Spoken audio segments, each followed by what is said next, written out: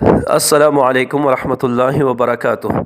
ملګرو په دې ویډیو کې تاسو ته ډیره یو اسانه او ډیره اهم ترین دعا درخوایم چې د دې دعا په برکت سره به تاسو د جهنم عذاب نه الله تعالی محفوظ ساتي. زموږ عزتمندو دعا انتهایی اسانه دعا ده، صرف 3 یا 4 ټکي دي او دعا چې د نبی کریم صلی الله علیه وسلم نه ثابته شوې ده. ان شاء الله زه به د حدیث پاک حواله هم در کوم چې کوم کتاب کې موجود ده.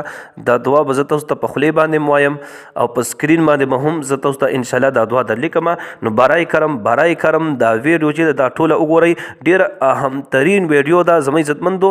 ځکه چې جهنم عذاب انتهایی سخت عذاب دی. زه تاسو ته خیر په دې ویډیو کې لږ شانتې د جهنم وضاحت هم کوم او آخره کې به بیا د جهنم د عذاب نه به څنګه بچ کیږو. دغه دعا ده، آسان ترین دعا ده، صرف 9 سیکنډ به پې لګي. 9 سیکنډو کې تاسو د جهنم عذاب نه چې الله تعالی محفوظ ساتي. نو څونه غټه خبره ده. خو د جهنم لږ شان وضاحت ته کوم چې جهنم به څنګه وي، د جهنم عذاب به څنګه وي. نو زموږ عزتمندو د جهنم عذاب چې دی انتهایی سخت عذاب دی، ځکه چې جهنميانو دا وجود به دومره غټ شي کنه جهنم کې، وایي چې د جهنميانو یو غاښ چې دی غاښ وایي دا به د احد د غر برابر وي. نو حالان کې غاښ ته وګورئ، د انسان په وجود کې چې څونه جزونه دي کنه، څونه حصې دي، څونه اندامونه دي، دا غاښ پکې ډېر وړوکی شی دی. نو چې دا یو غاښ د احد غر برابر شو، بیا دا 22 غاښونه دي، 22 شو. نو چې 22 احد غر کې دونه د انسان خوله شوه صرف، دا نور وجود بیا څونه غټي. نو چې ځکه چې وجود ګورې سوچ وته کو وجود چې څونه زیاتېږي کنه دونه عذاب سختېږي. که چېرې مونږ لږ شانتې وضاحت وکړې، که انسان دا یو ګوته اوس وځېږي کنه نو دا به لږ تکلیف انسان ته، خو که چېرې دا روغ لاس اوس وځېږي تکلیف به زیات شي، که بیا روغ جسم اوس وځېدو تکلیف به بیا نورم زیاتېږي. نو چې تر څونه پورې اور په زیات ځي باندې لګي کنه دونه تکلیف زیاتېږي، عذاب زیاتېږي، سختۍ زیاتېږي. نو چې د انسان دا وجود دومره زیات غټ شي جهنم کې چې دا یو غاښ د احد غر برابر دی، نو بیا دا جسم به څونه غټي او دې ته به بیا څونه سخت عذاب ملاویږي. نو جهنم عذاب انتهایی سخت عذاب دی. او د جهنم اور ته بیا چې لږ سوچ وکړو، د دنیا دا اور چې دی کنه دا د جهنم د اور نه پناه غواړي. حضرت ابراهیم علیه السلام کله چې نمرود په اور کې واچولو کنه، د دنیا په اور کې اچولو کنه، د نمرود والا اور خو د آخرت اور نه و کنه، هغه د دنیا اور. نو الله تعالی غا اور ته حکم وکړو، ای اوره که زما د خلیل لدی یو وختم وسوځولو د جهنم په اور کې به دې ور واچومه. دغه اور چې دی دغه عذاب نه ویریدو، دغه د جهنم اور نه ویریدو، دغه اور فورا یخ شو. نو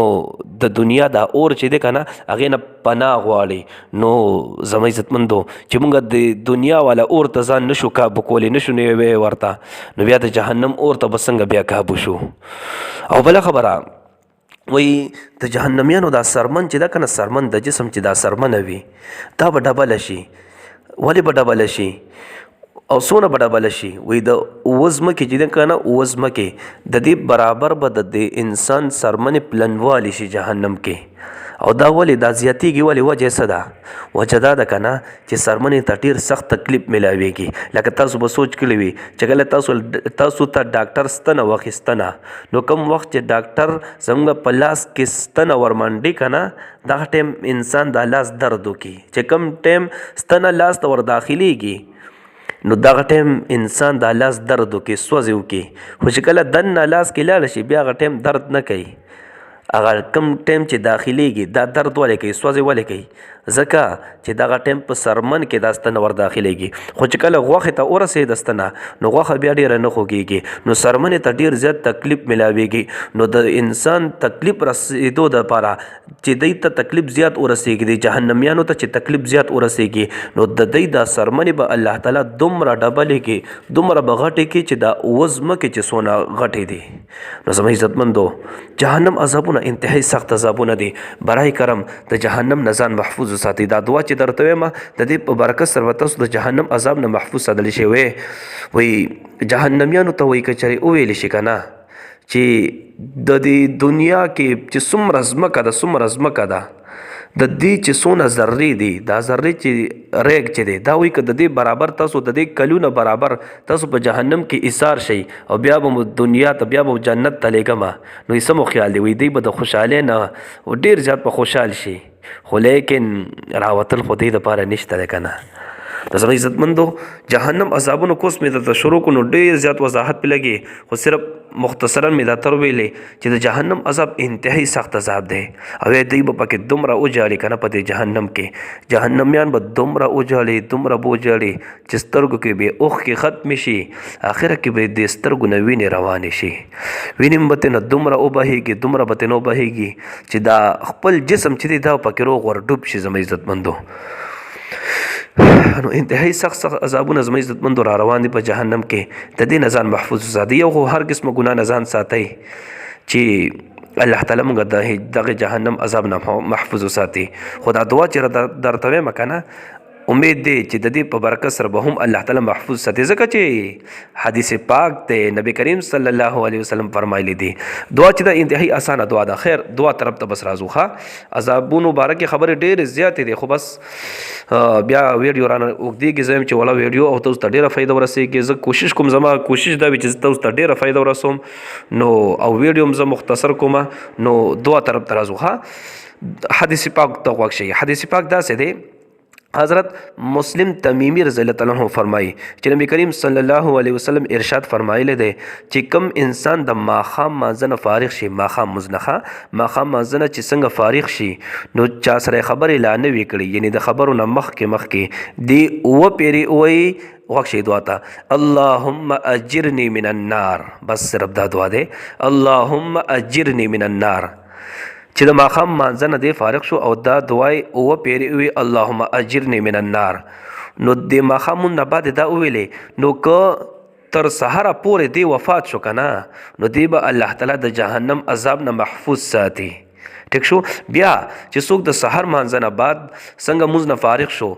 د چا سره خبرې لا نه وي کړي او بیا ورپسې دا دعا اوه پیرې وي اللهم اجرني من النار اللهم اجرني بنوي ها غوږ شئ اللهم اجرني من النار او داسې ویل شي اللهم اجرنا من النار معنی کې بیا لږه شانته تبدیلی راځي ګوري اللهم اجرني معنا دا یا الله تعالی ته ما اوساته من النار د جهنم د اور نه او که اجرنا دی ویل نو دا ډیره بهتره ده ځکه چې دې کې تاسو سره ټول شامل کړ ټول خلک دې شامل کړ د دې معنا دا اللهم اجرنا یا الله تعالی ته مونږه اوساته من النار د جهنم د اور نو دا بیا ډیره بهتره شوخه اللهم اجرنا من النار دام سیدا او اللهم اجرني من النار نو کوم انسان چې ماښام مانځه نه بعد وایي تر سهاره پورې که دی وفات شو نو د جهنم د عذاب نه به الله تعالی محفوظ ساتي او کوم انسان چې بیا د سحر مونځ نه چې څنګه فارغ شو چا سره خبرې نه وي کړي او دا دعای اوه پیرې وویلې نو که تر ماښامه پورې دی وفات شو الله تعالی به د جهنم عذاب نه محفوظ ساتي ټیک شو نو ښه حواله د دې حدیث پاک ګورئ چې دا حدیث پاک په کم کتابونو کې موجود دی د احادیثو کتابونو خو ډېر زیات دي خو دا د دې درې حوالې درته درکوم درې حوالې یو په ابو داود شریف کې دا حدیث موجود دی بل په نسائی کې او بل په ابن ماجه ابن حبان کې دا حدیث پاک موجود دی ټیک شو جی نو دا دعا یاد کړئ اسانه دعا ده که سکرین شاٹ ځان له اخلئ خیر د موبایل نیم ویلی شي او که یادولی شي خو یاد کړئ اسانه دعا ده اللهم اجرنا من النار یا اللهم اجرني من النار نو دا چې څوک سحر نه بعد او ماښام نه بعد اوه پیرې وایي نو انشاءالله د الله تعالی په فضل او کرم سره به د جهنم عذاب نه محفوظ ساتلی شي صحیح شو جی الله رب العزت مو خوشحاله باساته دعاګانې کوي دعاګانې به کوو الله پامان